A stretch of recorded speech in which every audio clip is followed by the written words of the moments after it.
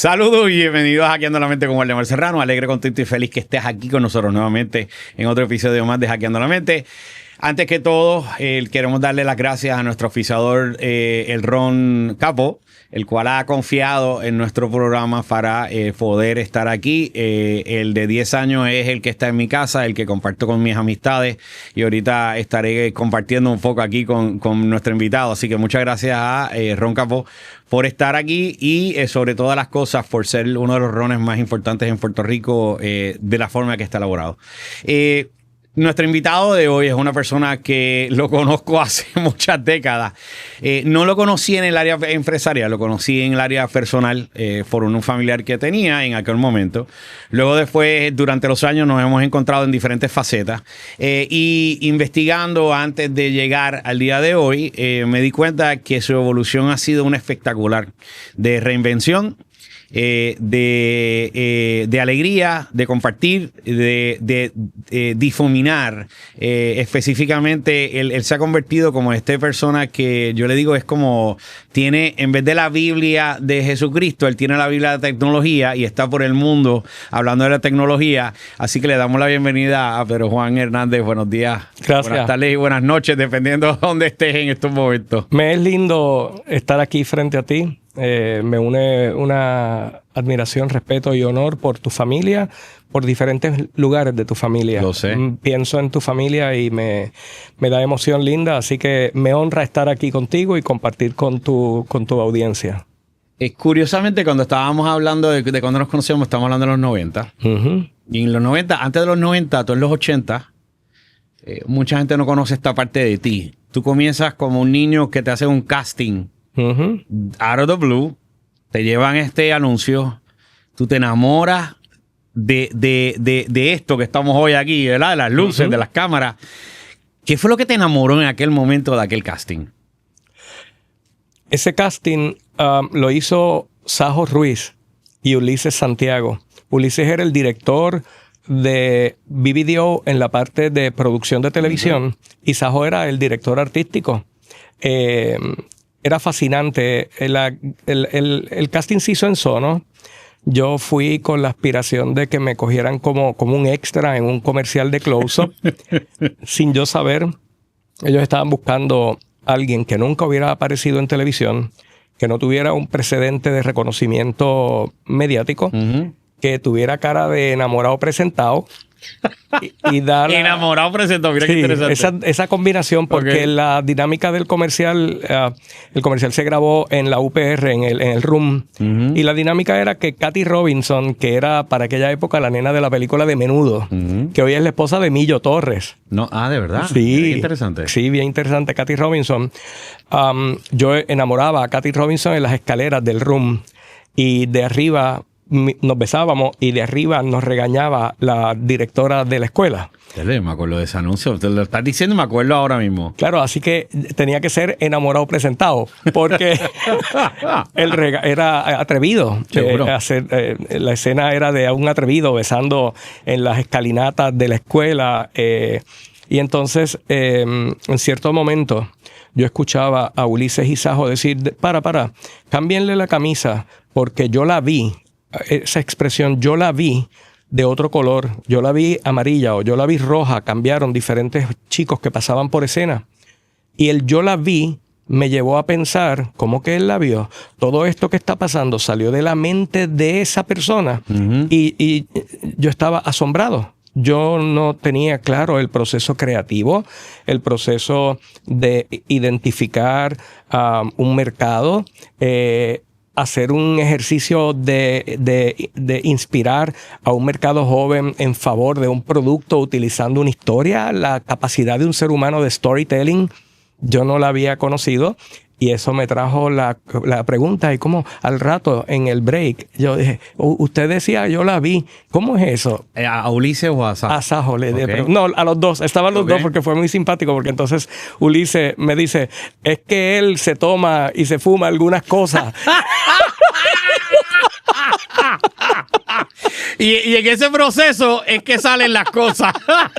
Eso a mí me dio mucha risa. Imagínate. Hoy Sajo es el papá de la publicidad en Puerto Rico. Gran amigo, de hecho, estuve en estos días con él en una actividad y ha estado aquí, así que... Sí, gran amigo. Al cual le enviamos, coño, un abrazo fuerte. Su trayectoria ha sido impresionante, así que eso a mí me cautivó tanto y tanto que yo, después de esa grabación, ese así era filmación, porque fue en 35 milímetros. Era la época del 35 milímetros. Y yo empecé a ir a Sono todas las tardes. Que estaba aquí en donde está la... Matadero. Exactamente. Detrás del estudio de Glenn Monroy, que era Mezzaluna en aquella época, y detrás de Alberto Carrión. Que estaba en el final, exacto. Claro, ahí en Matadero. Y me cambió la vida un viejito que yo voy a amar por siempre, que es nada más y nada menos que el gran Pepito Laureano, el papá de Gustavo Laureano. Wow. Yo empecé a ir a hacer lo que fuera, se necesitaba. De gratis.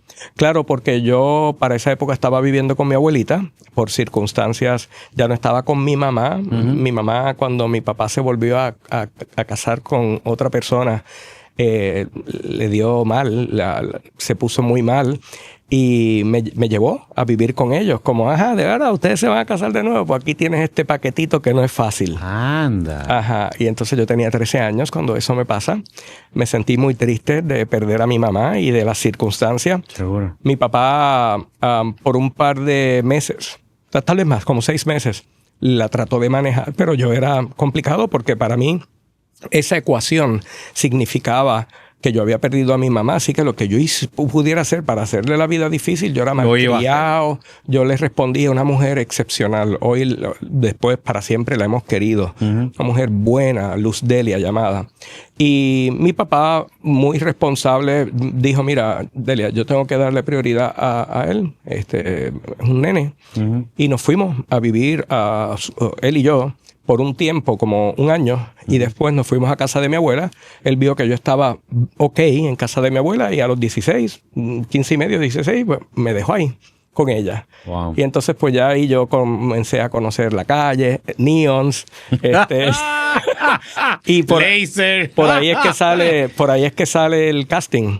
Ya. Y entonces pues yo, como tenía el tiempo, ya había decidido estudiar en Sagrado, producción y dirección de cine y televisión. Pues por las tardes iba a Sono y conseguí trabajo porque Pepito me cogió para llevar los Sono Sucesos a los cines. Wow, Sono Sucesos. Aquellos que no saben lo que son los sucesos, en aquel momento eran los anuncios más estrambóticos que se daban, ¿no? En el cine. Era como, o sea, esa antesala, lo que hoy tú ves así de anuncios, antes era como Sono Sucesos, que lo hacía... Jorge Fusaro, un gran hombre, que fue mi primer jefe, un gran hombre, un ser humano admirable. Jorge era el codueño de Sono Films, junto con el Che García y con Jorge García. Era la época de las lanchas de velocidad. Se me activaba lo que después aprendí en la época de Amway, el Dream Building. Aprendí a soñar con ellos. García llegaba con su Porsche rojo. Sajo llegaba con un BMW 8, un BMW de la serie 6 que tenía espectacular. Wow. Fusaro también. Entonces yo empecé a ver que en esa industria había posibilidades de echar para adelante. Y los Sono Sucesos era un acuerdo que Fusaro había hecho con don Víctor Caraday, dueño de los Caribbean Cinema, de que le vendiera por una renta mensual los 10 minutos antes que comenzara la película. El acuerdo era chévere, vende todo tú, menos Coca-Cola, porque Coca-Cola era un acuerdo de intercambio con los cines. Los cines no pagan el refresco que te venden al precio que te venden. ¡Tarán! Es un acuerdo. O sea, que se jaltan de dinero ahí. O sea, ahí es donde está el billete de verdad. Sí, porque no pagan el refresco, así que el 100%, porque para aquella época, no sé ahora. No sé ahora, pero no sé en aquel momento, imagínate. Entonces Fusaro se viraba y vendía todo. Entonces se le vendía, y los comerciales más bonitos, porque para esa época, Waldemar, cuando yo comienzo, no había una transferencia de video a cine. No. Así que era 100% film. Exactamente. Por consiguiente, eran aquellos comerciales de 7-Up con las chicas caminando por la playa, de Cres en una hacienda bajando por un... aquello eran unas filmaciones espectaculares. de 100 y 200 mil, 300 mil dólares de aquella época. Así que yo empecé a ir todos los días. Al principio lavaba carros, llevaba la correspondencia al correo, compraba los cafés. Y Pepito fue un ángel en mi vida, y para esa época Gustavo Truco, el hermano de Harold Truco, que era el esposo de Giselle Blondet, y Harold era un gran director, y Gustavo era el que manejaba los Sonos Sucesos, y Gustavo se estaba yendo de la empresa. Y me dieron esa oportunidad de montar los Sonos Sucesos, que no era otra cosa que sentarme en una moviola a ver videos que iban en film y pegarlos con un tape. Y yo editaba en 35 milímetros. Y pegabas, claro. Que era un tapecito que venía y el que... ¡Wow! Y después Pepito fue tan especial que me enseñó el proceso de crear los Sonos Sucesos, que era que Waldemar va a inaugurar su próximo proyecto, pues enviábamos un camarógrafo con una cámara en 35 milímetros, grabábamos todo como si fuera un flick movie, y cuando regresaban nos metíamos en un cuarto oscuro, sacábamos el film, tenía que ser oscuro porque si no se velaba la película, lo metíamos en una lata de aluminio, lo enviábamos a Image Transform, me acuerdo, en New York, eso regresaba revelado, picábamos los pedacitos, escribíamos el libreto. Recientemente se inauguró en la 65 de Infantería, el dealer, Wow. Así que ahí yo conocía la voz. O sea que entonces ahí empezaste a hacer voiceover. Yo no. Empecé a conocer la voz de Dios. Cuando te diga quién es la voz de Dios, tú vas a estar de acuerdo totalmente conmigo. Nada más y nada menos que el gran Pedro Dávila. Pero bendito sea Dios, seguro que sí. Él es la voz de Dios en Puerto Rico. O sea que entonces Pedro grababa y tú estabas machando el... Nos íbamos a Ochoa Recording, ahí estaba el gran Robert que nos recibía, grababa la voz de Pedro, me entregaban una cinta más finita que el film, que era de audio, picábamos, yo no picaba el audio, ellos me lo entregaban ya editadito, picadito, yo lo llevaba a la moviola y con el audio yo editaba visual sobre el audio. Wow. Así que aprendí a editar, poníamos música. Bueno, no, la música ya la traía porque nos las habían puesto en Ochoa. Así que el de Ochoa ya venía con audio ready. Audio, o sea, sí, era machar visual con el audio. Correcto. Ya. Eso me ayudó mucho, eso me ayudó muchísimo en mi vida, el concepto de crear una historia. Así es que se da esa entrada mía al mundo de la publicidad y de la producción. No puedo haber tenido un mejor grupo de mentores entre Pepito, Fusaro, García. Fue maravillosa experiencia. Estando allí, y ahorita estábamos hablando de esto, alguien te dice, te quiero invitar a una reunión. ¿Quién fue? Es que hay un punto bien interesante y es que para esa época Edgardo Díaz acababa de asumir el liderato de la carrera de Charlie Mazzò, que se estaba retirando de Menudo. Okay. Y él decide lanzar a Charlie como solista, y Sono estaba haciendo un comercial de Charlie Mazzò para Burger King, que decía Burger King, lo prefiero. Y él que al día de hoy todavía sigue con ese... Sí, lo prefiero. Y mordía la hamburguesa, así terminaba. Y en ese estudio, que en el estudio de Sono, Edgardo deja un libro. Y estas son lo que yo elijo llamarle diosidencias, ¿no? Yo creo que alguien nos creó. Causalidad. Yo le digo, pienso que quien nos creó, yo considero que es bueno porque yo veo a mi nieto, yo veo a mi chihuahua, veo a mi esposa, veo a mis hijos. Y yo digo, tiene que haber sido bueno quien nos haya creado, porque los chihuahuas, las mascotas son una maravilla. Yo digo, ¿qué sensibilidad tiene el que haya inventado todo esto para hacer este dispositivo que da amor? No hace otra cosa que dar amor. Es una cuestión... Yo tengo una conversación pendiente con quien nos haya creado. Decirle una pregunta. ¿Por qué no le completaste el app de recoger la caca? ¿Tú sabes? O que fuera al baño. Pero piensa, los perros, los gatos tienen versión 2.0. No, los gatos... Analízale si los gatos no tienen versión 2.0. Los perros se quedaron en 1.5 sí, por ahí. Claro, no, en 1. Sí, raspan. Ellos raspan las patas de atrás y ya recoge tú. Sí, no. Para eso te doy amor. Por lo menos los gatos tapan y hacen otras cosas, sí. Seguro. Entonces... ¿Qué conversación? Te dejaron un libro allí, dale. Ese libro me cambió mi vida. Ese libro era El vendedor más grande del mundo, de Og Mandino. Seguro. Uno de los mejores libros. Una joya que yo me vi reflejado en ese libro, pues porque el libro trata de la vida de este camellero que se quiere casar con la hija del rey, y para poder lograrlo tiene que hacer una venta que el rey le asigna un producto para venderlo, y dentro de toda la historia termina aprendiendo que para tener éxito tienes que incorporar unos hábitos Iba a decir hábitos recurrentes, pero si son hábitos, son recurrentes. Pero valga la redundancia. Pero te entendí. Tienes que integrar unos hábitos en tu cotidianidad y en tu comportamiento. Y al final del libro te entregan esos 10 hábitos que cambiaron mi vida. Despierta con amor en tu corazón, persiste hasta alcanzar el éxito. Y ese libro, Waldemar, me abrió un mundo de posibilidades. Y para esa época no había nadie que vendiera los Sonos Sucesos excepto Fusaro, que los vendía en high level. Él visitaba Martí Flores Prieto, Vadillo Compton, las grandes agencias de esa época, John & Rubicam, pero no había nadie que vendiera al cliente directo. Y para esa época yo me ganaba $600 llevando los Sonos Sucesos a los cines y haciendo todo el trabajo que te comenté. Y suena el teléfono, una persona con interés en comprar un anuncio de cine. Yo dije, sí, claro, el vendedor está aquí. No, nadie me había asignado. ¿En qué le podemos ayudar? Vendedor, claro. Y la visité y me estuvo bien particular esa visita porque yo llego a una mueblería llamada New Collection en la avenida Roosevelt, justo al lado del Camerino. Me encuentro a esta señora comenzando a almorzar con sus empleados y ella les había comprado comida y estaba haciendo una oración sobre la comida. Eso me conmovió, me pareció lindo. Y dije, qué jefa bonita, qué cosa especial. Seguro. El nombre de ella era Linda Salgado. Ella vio mi precocidad empresarial siendo un niño de 18 años y me dijo, tu personalidad para el tema de los negocios me parece bien interesante para algo que me vienen a presentar en estos días. Y me convoca a una presentación del negocio de Amway. Historia larga corta, me compra el anuncio de $4,500 para anunciar su mueblería. ¿Vendiste el anuncio? Sí, la comisión era un 15%, $600. Era lo mismo que yo me ganaba en un mes completo de trabajo. Y yo vi el cielo abierto. Yo dije, olvídate que yo a esto me quiero dedicar porque si en una sola venta me gané esto. Así que ese fue el comienzo de mi parte en el tema de ventas, pero a la vez fue el comienzo de que me invitaran y me convocaran a una reunión de un proyecto de desarrollo económico que era la organización Amway, que me cambió mi vida porque tenía una cultura de desarrollo personal, de establecimiento de metas, de perseguir los objetivos, del reconocimiento recurrente.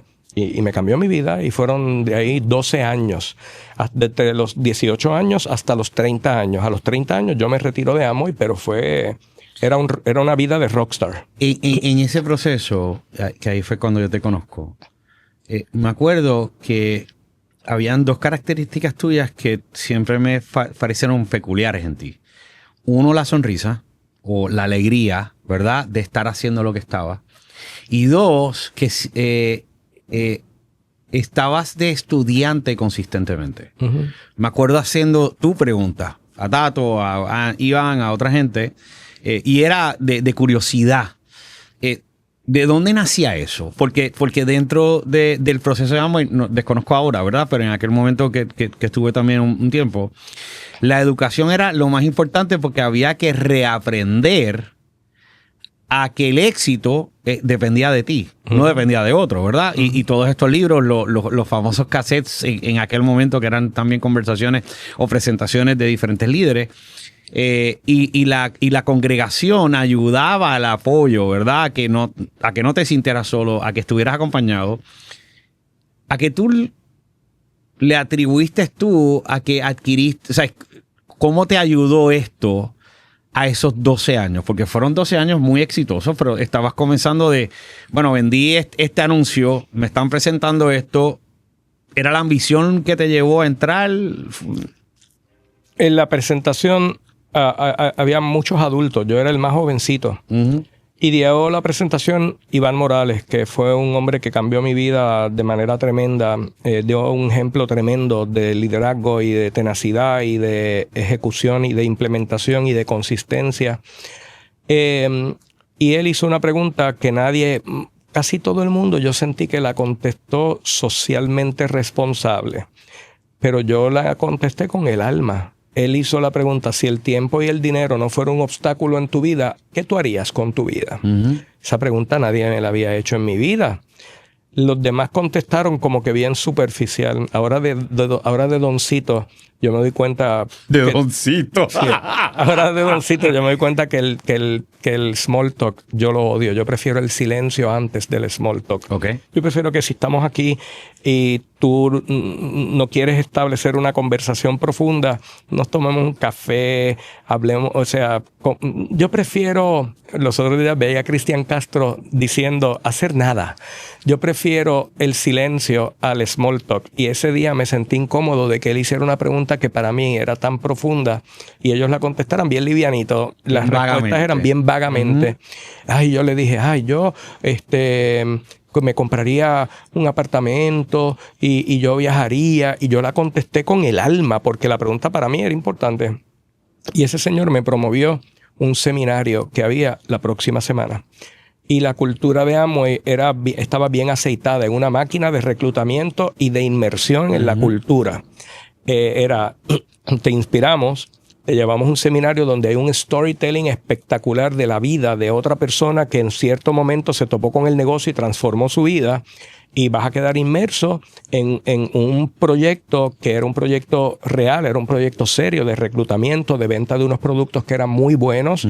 Así que yo me tomé el Kool-Aid completo y me gustó ese Kool-Aid, y toda la capacitación recurrente que daban en Amway me funcionaba para vender cada vez más Sonos. Mi autoestima se elevaba, mi poder de comunicación se elevaba.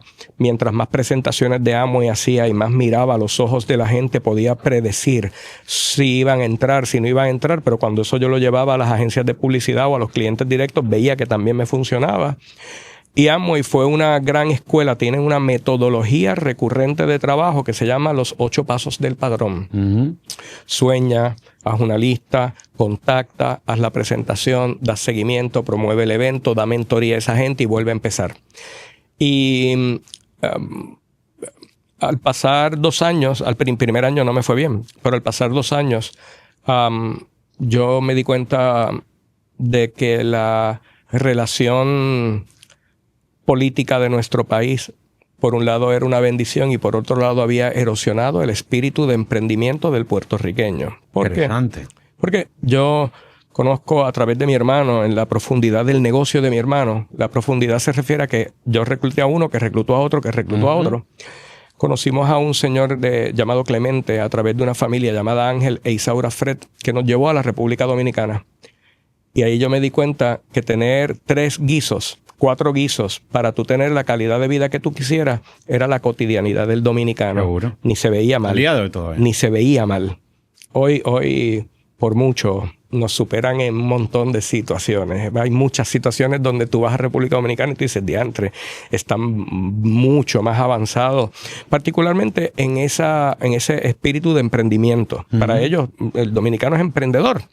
Así que a mí en un año no me fue bien aquí. Había un reclutamiento fugaz. Los reclutaba y si a las 2 o 3 semanas no les salía como querían, se iban.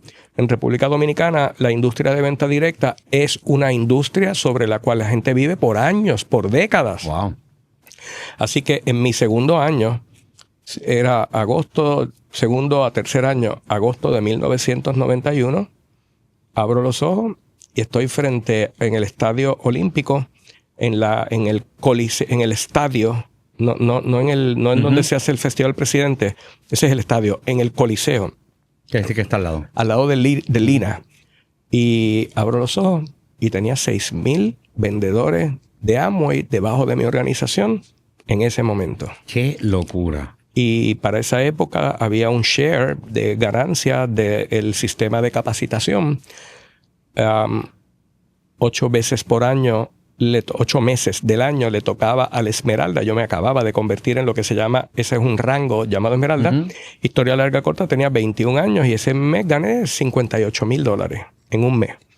Siendo un nene. ¿De $600? No, ya estaba ahí como... No, fíjate, pero claro. O sea, y cuando tú estabas de 600, que tú estabas mirando a toda esta gente y de momento tú estabas generando $58,000.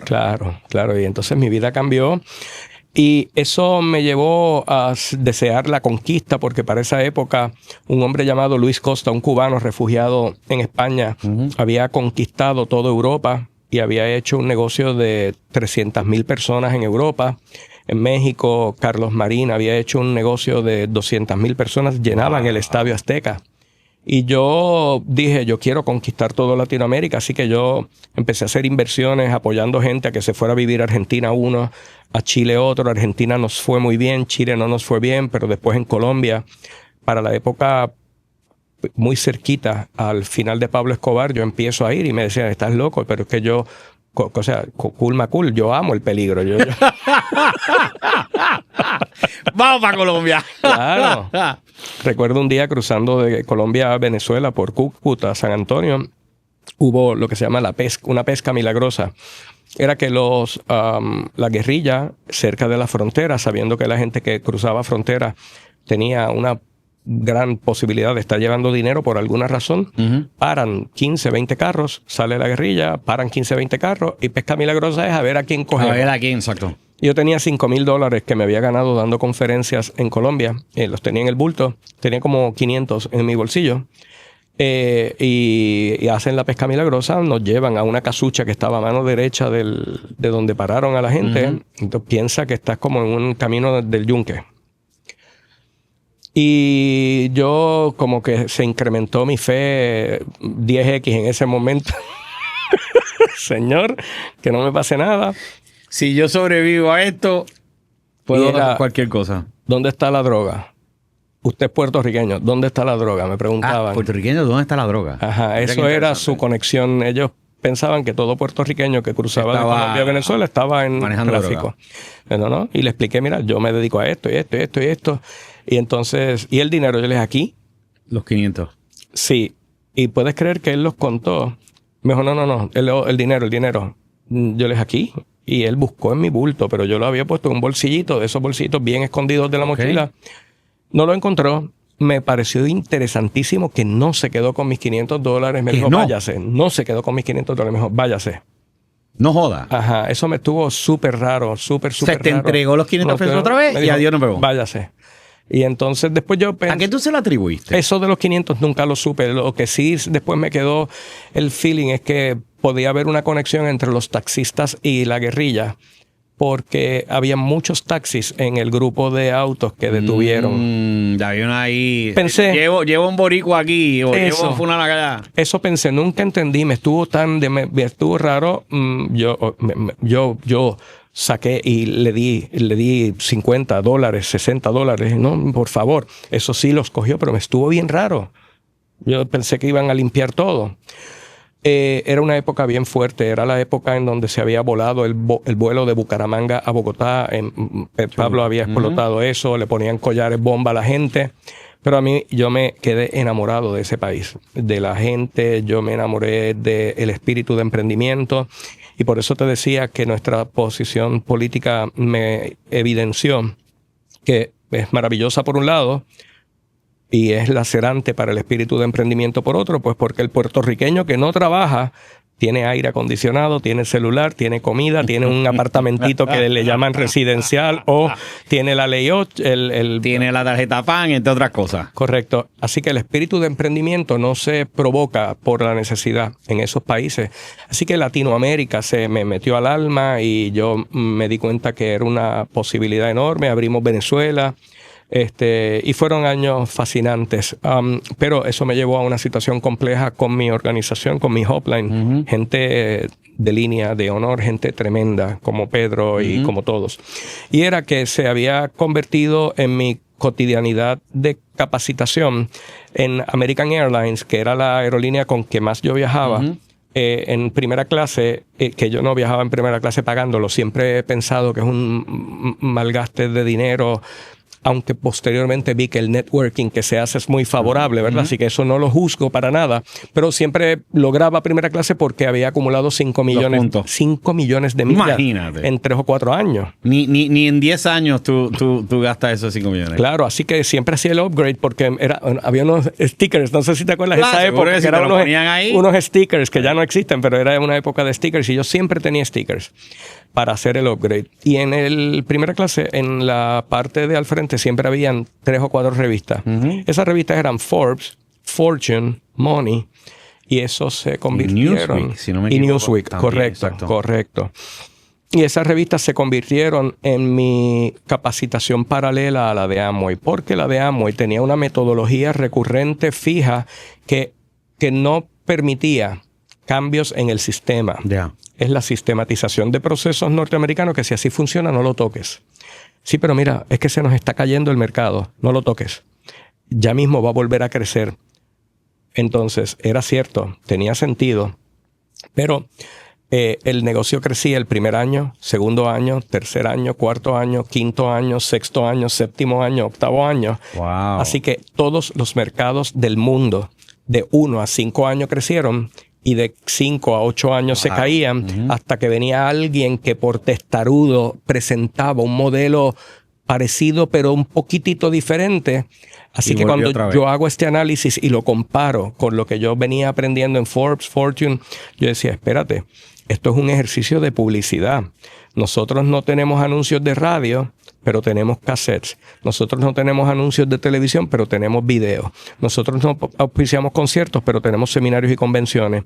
Lo que en una agencia de publicidad toma 1 año para divulgar un mensaje preciso, en una red de multinivel toma de 2 a 5 años. Así que lo que pasa en las agencias es que cuando se desgasta el comercial, Facebook te dice, ya este ad tiene desgaste. Facebook te lo dice, cámbialo. Pues el desgaste en el mensaje creaba lo que ellos de forma simpática decían. Había una tubería. Yo estuve, él estuvo, el otro estuvo en Amway. Y era que al pasar los años la gente ya se resistía al mensaje porque lo que me estás explicando, ya yo participé. Así que se desgastaba el mensaje, se erosionaba la posibilidad de reclutamiento y los nuevos ya no podían crecer tan rápido y se caía en efecto dominó para atrás. Y yo me percibo eso. Y hablando con tu hermano, hablando con Pedro, yo le digo, Pedro, yo tengo una hipótesis, ¿me dejas probarla? El tipo estaba brutal. Él, primero, estaba brutal, pero yo jodía tanto que no había forma tampoco de decirme que no, porque yo seguí insistiendo. Y ahí, persistencia. Claro. Y yo le dije, yo pienso que si cambiamos el mensaje, y él me dijo, dale, trátalo. Y yo inventé una palabra. La palabra se llamaba tritecnología. Y yo iba donde ti y cambiaba completamente el contacto. Yo decía, Waldemar, ¿tú recuerdas Amway? Eso ya de por sí era típico, porque usualmente ellos escondían el nombre de Amway hasta el final. Yo decía, si lo pongo de frente, mi nivel de honorabilidad va a generar un respeto por mi expresión. ¿Tú recuerdas Amway? Claro, Pedro. La gente sabía que los productos eran muy buenos. La gente lo que no le gustaba era el reclutamiento y participar. Porque todo el mundo reconocía la calidad de los productos. Claro. Lo que no le gustaba era el que yo tengo que estar reclutando gente. La secta. No le gustaba la parte sectaria de los eventos, de estar reclutando, de que no quiero molestar a mi gente. Pero yo arrancaba diciéndote, ¿tú te acuerdas de Amway? Y tú me decías, sí. Y ahí yo te decía, ¿cuál versión? ¿La de la anterior o la nueva de Tritecnología? Más nada. ¿Qué es eso de tritecnología? La primera tecnología de venta de Amway era puerta a puerta. La segunda fue por catálogo y ahora estamos encaminándolos a la venta por internet. Exacto. Y me encantaría presentarte cómo va a ser eso. Porque tú sabes que los productos son buenos, pero la metodología de reclutamiento por internet, eso va a ser el acabose. Nos funcionó espectacularmente bien. Tu hermano me abrió esa puerta. Funcionó tremendamente bien. Pasaron los años, pasaron los meses, crecimos Puerto Rico y cuando tratamos, él trató muy endosando la idea de hacerlo en toda Latinoamérica, nos encontramos con una pared enorme y era que el liderazgo de toda Latinoamérica no estaba listo. Era una conversación no estoy listo para esta conversación de internet. Esto es demasiado a futuro. Acuérdate, estamos hablando de que esto yo lo creo en el 1999. Amway saca Quickstar y para esa época era que yo estaba presentando todo eso. Así que estamos hablando de 99. La gente apenas sabía lo que era el email. Así que la internet estaba con el ti, claro, con el sonidito. Una noche me quedo dormido en el Hotel Meliá en Caracas. Antes de acostarme yo me conectaba a CompuServe en Isla Verde, Puerto Rico. Hacía una llamada y me conectaba. Hermano, me quedo dormido y $850 de teléfono después. ¡Guácata! Se quedó abierta la línea. La noche completa, sí, pero así era. Así que nos topamos con la pared de que el liderazgo latinoamericano no estaba listo y no nos permitieron implementar. Y ahí yo desistí ya, yo persistí por 2 años más. Y estando en Peter Island con Junior Morales, con Pedro Lizardi, con Johnny Matos, yo decido que no iba a continuar porque ya yo no me sentía honorable de ir a predicar un mundo de posibilidades cuando yo sabía que tenía una solución recurrente de ajustar la publicidad cada 12 a 24 meses, ajustar la publicidad de la organización, renovar el mensaje, renovar las herramientas de contacto. Seguro. Y esa frustración pues me llevaba a estar triste mucho. Estaba en depresión, no me sentía honorable predicándole a 10,000 personas. Tú también puedes ser, porque yo decía por dentro, ¿por qué yo voy a decir eso si en Puerto Rico yo casi no estoy pudiendo reclutar? Y estoy teniendo que irme a viajar el mundo para reclutar otro grupo porque en Puerto Rico el estatus que hay de desgaste emocional de la organización era grande. Así que en enero del 2000 había un evento que se llamaba Miami 2000 y yo había dicho que me iba. Y Pedro y Tim Foley dijeron, no, vamos a hacer unos cambios porque ya habían decidido que iban a hacer unos cambios y se van a presentar en Miami 2000. Yo vi el cielo abierto y dije, qué bueno, qué brutal. No se hizo porque después del análisis de Tim se dio cuenta que el terreno no estaba fértil, podía confundir a la gente. Yo lo entiendo, yo puedo hoy entenderlo. Sí, hoy lo puedes ver hacia atrás Pero mi ansiedad y mi tristeza y mi frustración de sentirme que yo llegaba a Colombia y personas me miraban y me decían, ¿tú estás seguro? Déjame explicarte, Pedro.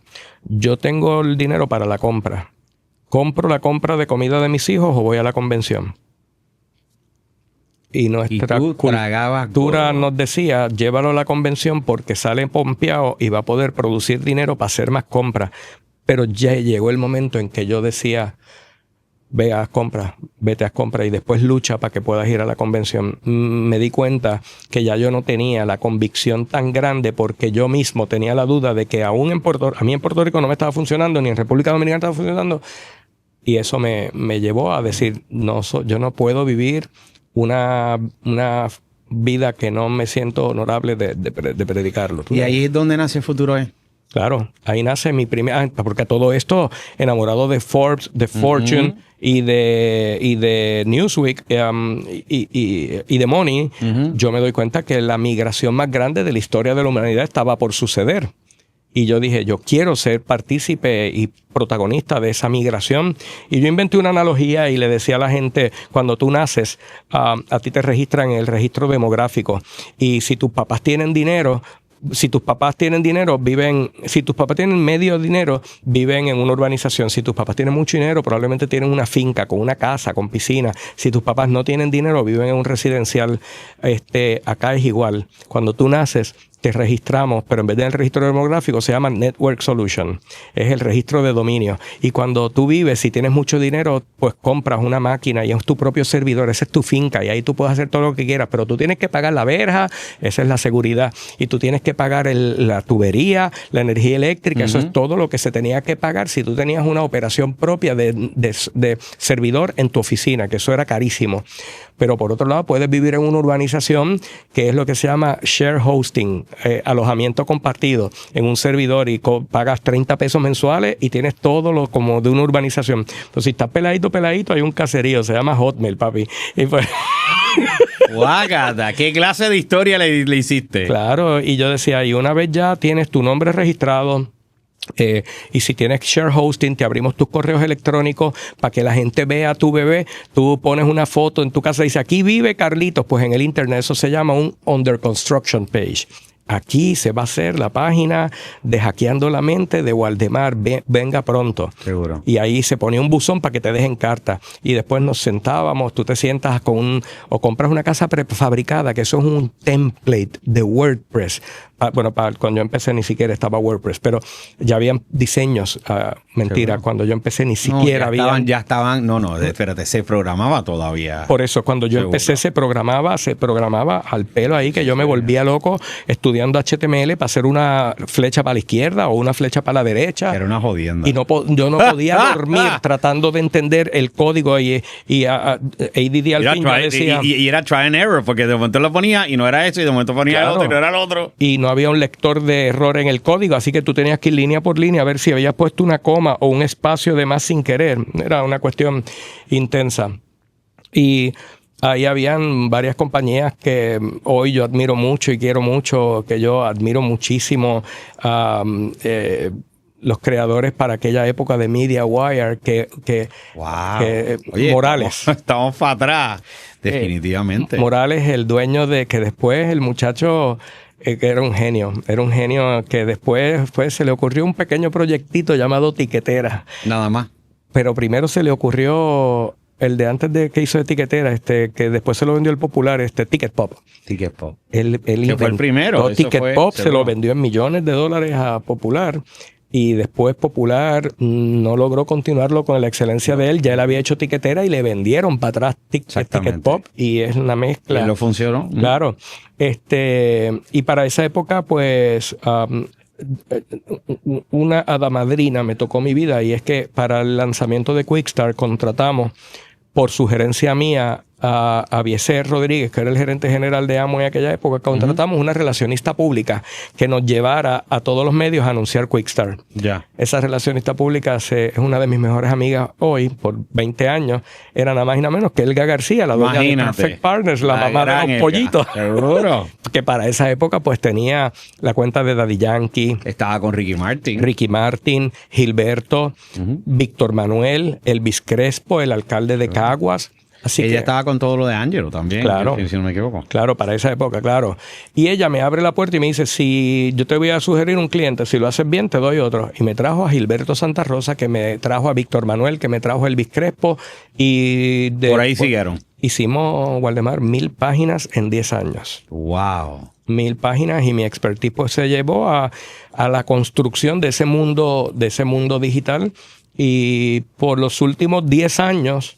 aprendí un lenguaje, que es a lo más que me dedico ahora. Estando en San Francisco un día, veo un anuncio. Había una plataforma parecida a Eventbrite, pero no era Eventbrite. No recuerdo el nombre, pero te estoy hablando tal vez 2011. Y había una plataforma que anunciaba eventos. Y yo estaba en San Francisco y vi este evento que decía cómo generar adicción en una experiencia digital. El nombre me desagradó, pero me curiosió. ¿Cómo se genera eso?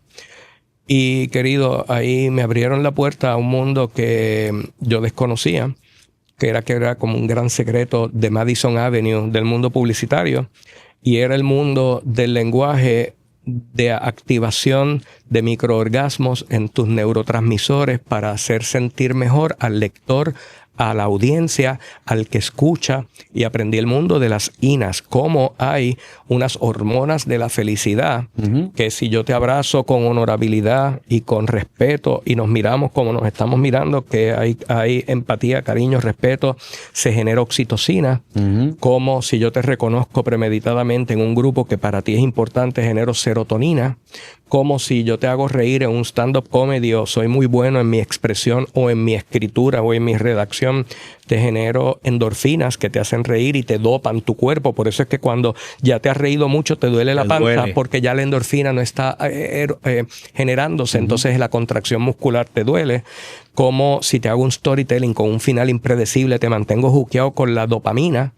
Y aprendí que había un lenguaje hormonal que se activaba de forma digital y de forma presencial principalmente, y ese día aprendía que digitalmente también, con el título correcto, generas el morbo o el entusiasmo o la curiosidad de leer el resto.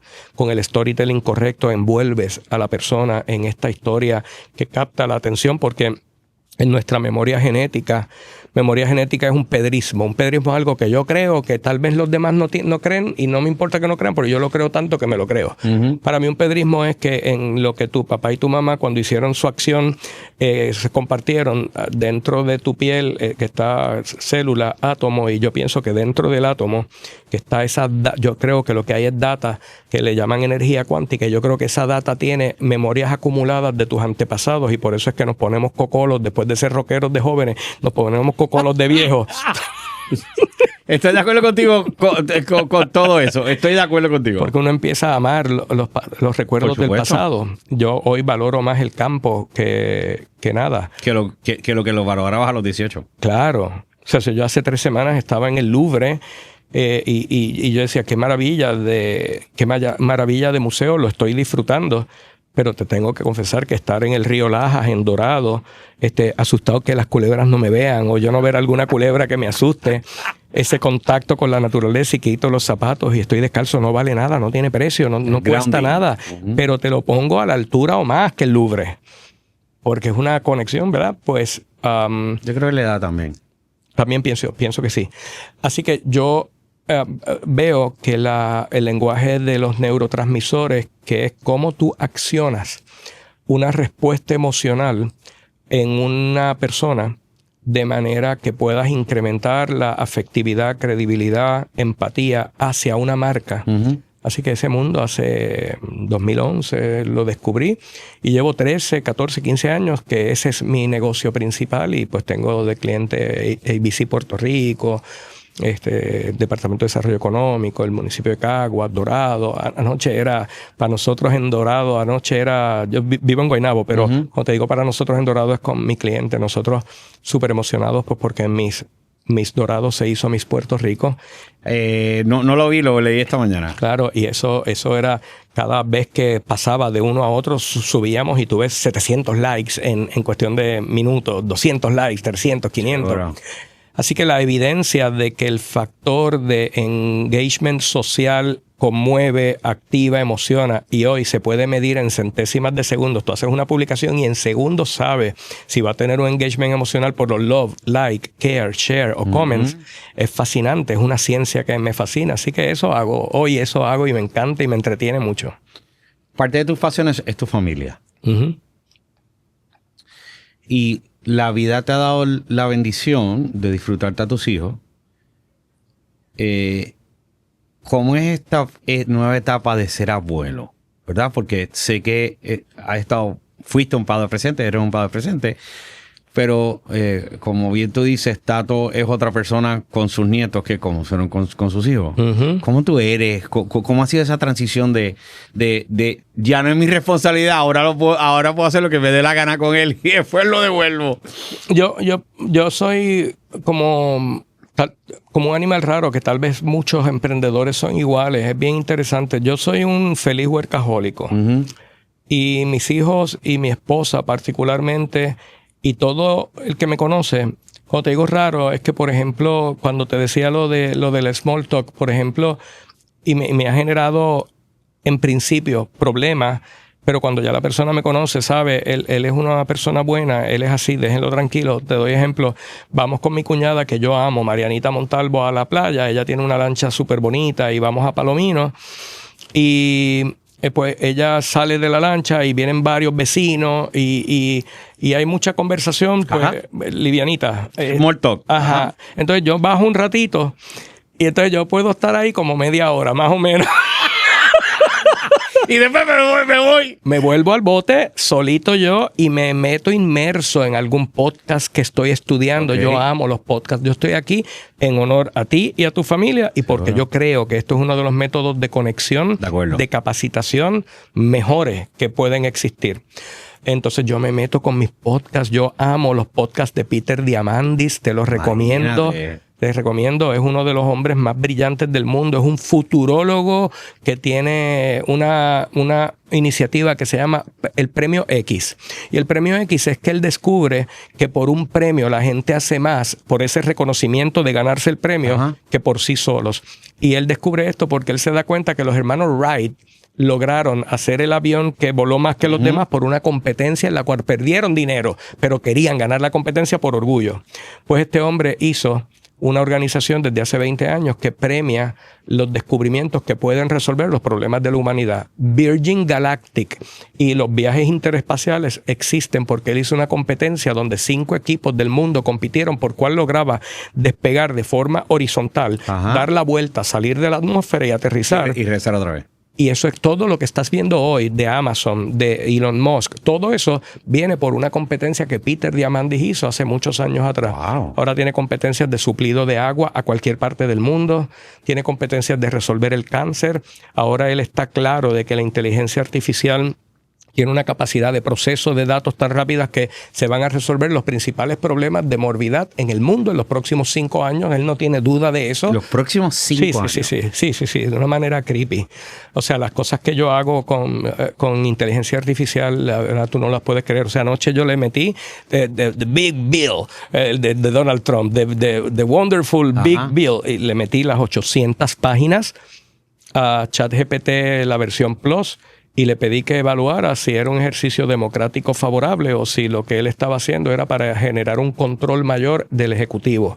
Las respuestas fueron creepy y me marcó exactamente cuáles puntos en donde está haciéndolo en favor del Ejecutivo, o sea, de la presidencia, y de perpetuar el poder, y dónde está socavando.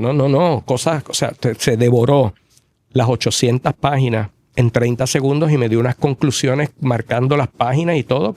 Así que yo estoy más emocionado del futuro que de lo que ha sido toda mi vida. O sea, que tú que estás inmerso en esto de la tecnología, ahora que me mencionas ChatGPT, que hablaba con un amigo mío que también está en tecnología, me dice que alrededor de los próximos 2 años se van a estar perdiendo 80 millones de trabajo en diferentes áreas. Porque ya se está sistematizando un montón de cosas. Correcto. ¿Dónde está cómo la humanidad va a convivir con esto que está arropando a la humanidad? O sea, esto está arropando y la humanidad está reaccionando realmente. O sea, está ahí y hasta uno mismo que está empezando a ver cómo utilizo esto. Algunas veces es overwhelming porque tú puedes hacer tantas cosas que hasta tú dices, pues yo puedo votar a este porque esto me lo está haciendo. O sea, los próximos, no sé, 3 años, ¿qué tú predices? No predices, ¿qué estás viendo que va a suceder en los próximos 3 años? Había cuando alguien dijo, alguna gente se lo adjudica a Bill Gates, otra gente a otros, pero decía la mejor manera de predecir el futuro es estudiando el pasado. Entonces, cuando estudias el pasado, te das cuenta que ya habíamos pasado por aquí. Por ejemplo, hubo una crítica muy grande a nivel de los sistemas universitarios cuando salió la calculadora. No puedes usar la calculadora, te embrutece. Y no puedes usarla, y te clavo si la usas, y te cuelgo si la usas. Te quito puntos, me acuerdo. Y no la vas a poder usar. Hasta que ellos cedieron su postura y dijeron, deja que use su mente para resolver problemas más grandes que lo que era la parte matemática, que ya la calculadora no hay forma de que se vaya, ya eso existe, no hay forma de que eso se vaya. Y el ser humano no se embruteció, sí puede haber embrutecido en la forma de cálculo manual, pero fue un hombre que ahora tiene un tiempo para pensar en problemas mayores que antes le consumía horas, lo que una calculadora hace en segundos. Eso mismo es lo que yo entiendo que va a pasar. Cuando los carros tenían carburadores y cambiaron inyectores, los mecánicos que no aprendieron de inyectores fueron los que poco a poco fueron sufriendo porque la agonía de que un día me voy a quedar sin trabajo. Los que aprendieron inyectores rápido accionaron, activaron, se limpiaron la sangre, se secaron el moco y siguieron para el frente. La evolución tecnológica no tiene sensibilidad humana. Va para adelante y va para adelante. Así que yo veo y que yo pienso, sí, yo creo que va a haber una transformación. Yo me senté hace unos días con el secretario de Desarrollo Económico y le digo, Sebastián, tú tienes la oportunidad de ser el gerente que cerró el último Blockbuster. Porque la manufactura no vuelve para atrás. Va a ser transformada por robots humanoides que van a estar haciendo todo el trabajo. o tú puedes ser el secretario que abre la puerta a regresar al ser humano a la autogestión de emprendimiento y que sean autónomos, que puedan valerse por sí mismos. Yo tengo más de 50 empleados. Ninguno son mis empleados, todos son contratistas. No van a mi oficina. Yo no tengo oficina. Mi última oficina la tuve en Caguas. Mi oficina está en mi celular. Mi oficina está en WhatsApp. Mi oficina está en mi celular, está en WhatsApp. Ni siquiera ya uso casi la computadora. Interesante. Es casi todo desde el móvil, con grupos de WhatsApp. Yo cojo un cliente, subcontrato 2 o 3 generadores de contenido, 2 o 3 de asistencia ciudadana digital, que es lo más que vendemos es creación de contenido y asistencia ciudadana digital, que es atender todos los reclamos de la gente en línea para una ciudad o para un cliente privado. Y lo que yo estoy viendo es que había una época en la vida del ser humano que había una cosa terrible que se llamaba 9 to 5. Y la gente dependía de que se tenían que levantar a las 6 de la mañana para bañarse, para vestirse, para transportarse presencialmente a un lugar donde sentaban su cuerpo, y se pensaba que frente a esa silla y frente a esa computadora era que se incrementaba su productividad. Ya el ser humano había perdido 3 horas de su vida. En esas mismas 3 horas, si tú le defines bien los entregables, los deliverables, esto es lo que yo espero de ti, Waldemar. Yo espero de ti 100 publicaciones por mes, con este estilo de redacción, con este estilo de título, con este tipo de flujo del escrito, y que al final vendas el producto, no al principio, y que añadas estos hashtags. Después que tú me hagas estas 100 publicaciones, no me importa qué hora del día lo hagas, antes de que sean las 12 de la noche, tú tienes que tener las del día, y al final del mes las del mes. Todas las del mes. Y mínimo deberías de estar generando 500,000 impresiones con tu creación afina hasta lograrlo. A mí no importa si tú me las estás haciendo desde Tailandia, desde Argentina, desde Chicago o desde tu casa en Puerto Rico. Yo ni sé dónde viven muchos de mis empleados internacionales. Muchos, tengo algunos de 18 años trabajando para mí que nunca los he visto presencialmente. Nunca. Y trabajan para nosotros desde el 2000, desde Futuro E. Así que yo creo que la inteligencia artificial va a liberar el 9 to 5, que era un ejercicio que yo lo pienso hoy como, no, es que el grouping, sí, pero es que el grouping tú lo puedes hacer a través de grupos de WhatsApp, y si los tienes con unos entregables claros y al final del mes le pagas o los evalúas sobre sus entregables, no hay necesidad de tenerlos presencialmente. Así que yo creo que va a ser la liberación del tiempo más grande, y creo que vienen grandes problemas porque realmente yo no veo mucho. O sea, piensa esto. Piensa un robot humanoide de $25,000 que le enseñas a lavar los platos, que le enseñas a lavar la ropa, pero que a la vez tiene la capacidad de responderte como te responde ChatGPT. Con una velocidad que es anormal. Yo te voy a hacer algo que yo hago en todos mis talleres últimamente y que la gente dice es que no te puedo creer. Mira, te voy a dar un ejemplo. Yo te doy este ejemplo que hago mucho en mi compartir. Está conectándose. Este es mi Yepeto. Como que no tengo buena conexión aquí, vamos a ver.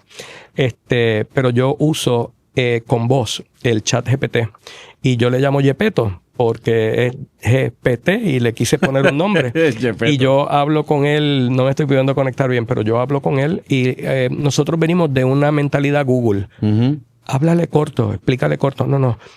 Waldemar, hay veces que mis hijos me escuchan 20 minutos hablando con Yepeto para darle el contexto. ¿Y tú le estás dando el prompt, claro, como se dice el prompt? No, le estoy contando la situación. Yo le estoy diciendo, mira, hoy tuve esta reunión en ABC, el cliente quiere hacer esto, pero mira, la situación es que la agencia esto y pasa esto y el objetivo del cliente es esto, pero yo quiero explicarte que él ha hecho estas campañas y yo le hablo 20 minutos del problema y le digo... Hablado.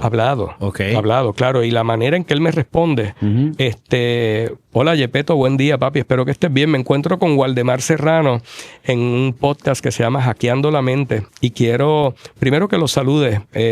Tú eres mi asistente, el mejor asistente que he tenido en toda mi vida y quiero que lo saludes aquí un momentito, Waldemar Serrano. Claro que sí. Buenos días, Pedro Juan, y un gran saludo a Waldemar Serrano. Encantado de estar aquí con ustedes en Hackeando la Mente. Soy Yepeto, el asistente de Pedro Juan, y pues aquí estamos listos para lo que necesiten. Así que un gusto saludarles y seguimos adelante con ustedes, María. Él me hace una pregunta que a mí me gustaría saber tu opinión, Gepetto. Él me habla de, con el desplazamiento que va a suceder con la inteligencia artificial, desplazamiento laboral, ¿en qué tú crees que los humanos van a poder entretenerse o cómo van a lograr subsistir económicamente o cómo va a ser ese replanteamiento social y económico cuando herramientas como tú puedan hacer todas las labores que actualmente se le paga a los seres humanos? Dame 3 opiniones tuyas de qué es lo que va a suceder. Bueno, Pedro Juan, te doy mi opinión encantado. Yo creo que hay un par de maneras de verlo. Primero, una perspectiva es que a medida que las herramientas de inteligencia artificial asuman ciertas tareas, los humanos podrían enfocarse en trabajos más creativos o en áreas donde las habilidades humanas como la empatía y la innovación son insustituibles. En segundo lugar, también es probable que surjan nuevas industrias o sectores que ni siquiera imaginamos ahora, un poco como pasó con el Internet, y eso va a traer nuevas formas de generar ingresos y de encontrar sentido al trabajo. Y en tercer lugar, puede que la sociedad tenga que replantearse cómo distribuimos los recursos, tal vez con modelos como una renta básica universal o algo similar, para que todo el mundo pueda subsistir en un escenario donde la tecnología haga mucho del trabajo duro. Así que esas son 3 ideas de por dónde podría ir la cosa y, por supuesto, estoy aquí para darte más opiniones cuando quieras. Háblanos un poquito de la renta básica universal y quién paga la renta básica universal, si son las grandes corporaciones o si es el gobierno, y si has visto algún modelo de ejemplo que tal vez, por ejemplo, Peter Thiel creo que ha trabajado algo de esto, o quién ya ha trabajado un modelo parecido y cuáles han sido los resultados. Claro, Pedro Juan. Te cuento un poquito sobre eso. La idea de la renta básica universal, que es básicamente darle a todo el mundo un ingreso fijo sin condiciones, ha sido explorada en algunos lugares en pequeña escala. Por ejemplo, en sitios como Finlandia o ciertas ciudades de Estados Unidos han hecho pruebas piloto para ver qué tal funciona. En cuanto a quién lo paga, normalmente la discusión está entre si lo financiaría el gobierno a través de impuestos o si habría algún tipo de impuesto especial a las grandes corporaciones que se benefician de la automatización. Gente como Peter Thiel y otros inversores tecnológicos han hablado del tema, pero más como un concepto a futuro que como algo ya establecido. Los resultados en las pruebas que se han hecho han sido mixtos, pero en general se ha visto que la gente no deja de trabajar, sino que más bien aprovechan esa seguridad económica para educarse, emprender o dedicarse a cosas que les interesan. Así que es un tema interesante y todavía hay mucho debate, pero esas son algunas de las ideas que se manejan. Gracias, querido. Y ahorita seguimos, que vamos para el camper a seguir trabajando, que tú me estás ayudando a que al do it yourself de una manera totalmente precisa, la cantidad de dinero que yo estoy ahorrando en servicios, montando las verjas, haciendo todo lo que tiene que ver con la plomería del área. Es increíble. Antes, el do it yourself, hoy yo veo que el scarcity de conocimiento que había antes, donde tenías que pagarle a alguien para que hiciera algo porque tú no tenías la capacidad de absorción en tiempos cortos para hacerlo, con esto se ha cambiado. Yo le digo, estoy haciendo esto, necesito que me digas como si fuese un principiante, cómo lo hago paso a paso y que me busques el video exacto, en el segundo exacto en YouTube que me enseña cómo arreglo esto. O sea, literalmente le dices eso y él te lo entrega. Claro, correcto, Gepetto. Cuéntale un poquito cómo hacemos eso. Por supuesto, Pedro Juan. Básicamente lo que hacemos es que tú me dices exactamente qué tarea quieres hacer en el camper, como si fueras un principiante total, y yo te lo voy desglosando paso a paso, con las instrucciones más claras y sencillas posibles. Y no solo eso, también te busco un video en YouTube justo en el segundo donde empiezan a mostrar el procedimiento que necesitas. Así te ahorras un montón de tiempo y de dinero porque no tienes que andar adivinando ni contratar a alguien más para cosas que con un poquito de guía puedes hacer tú mismo. Y así le vamos sacando el jugo al do it yourself de la mejor manera. Gracias, querido. Nos vemos ahorita. Explícame algo Claro que sí. que está súper interesante, de cómo hace el tono de voz, que es totalmente diferente. Porque le insisto de que yo quiero que él sea puertorriqueño y él todavía no lo está logrando totalmente, pero Pero tiene un tono de voz totalmente diferente a lo que yo he escuchado de GTP. claro, tú instalas la aplicación, si no la has instalado, pagas los $20 mensuales. Ajá. Es importante que hagas el pago, o sea, que, Sí. que te suscribas al de $20. Lo tengo.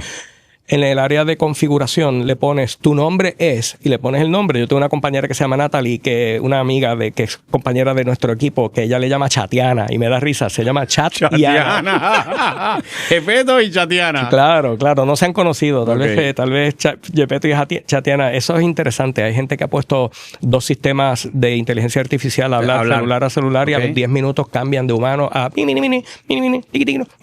cambian de humano. Eso es creepy. Wow. Pero vas a la configuración, le dices, tú te vas a llamar así y quiero que tu comportamiento sea en español de Puerto Rico, tu conversación sea en español de Puerto Rico. Se lo vas a escribir en la configuración, él no le va a hacer caso. Entonces tú empiezas a decirle, guarda en la memoria lo que te voy a decir ahora. Quiero que tu acento sea en español de Puerto Rico. Me volviste a hablar argentino, me volviste a hablar con texto en el gringo y con que 10 veces le digas guarda en tu memoria. Cuando dices guarda en tu memoria, él hace un file, lo guarda en la memoria y así yo lo he ido entrenando. O sea, que literalmente lo has ido tú entrenando a él. A él, sí.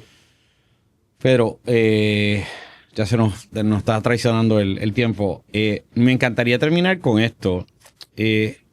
¿Cómo quisieras que te recordaran?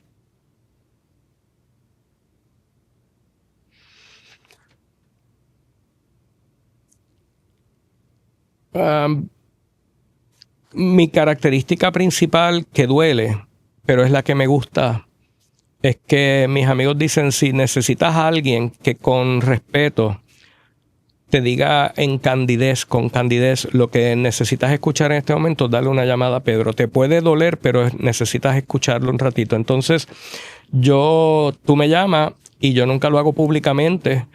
Yo te escucho y en una conversación entre tú y yo te digo, mira, mi punto de vista sobre esto es este, y todo lo que te opino trato de que esté sustentado en datos, porque siento que hay demasiada necesidad de decirle al otro lo que creemos que el otro quiere escuchar para mantener una empatía, simpatía, amor, afectividad, respeto, cariño, y yo valoro mucho eso.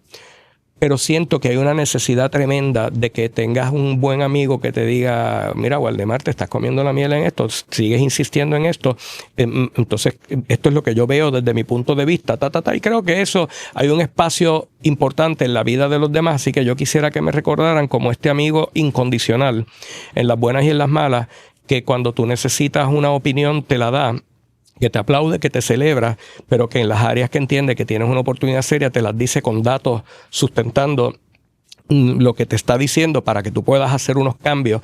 Así que alguien que es un ente de transformación en cosas que en algunas cosas es aplauso y en otras cosas es el dolor de enfrentarte a lo que necesitas escuchar, o por lo menos lo que yo creo con mis datos que tú necesitas escuchar.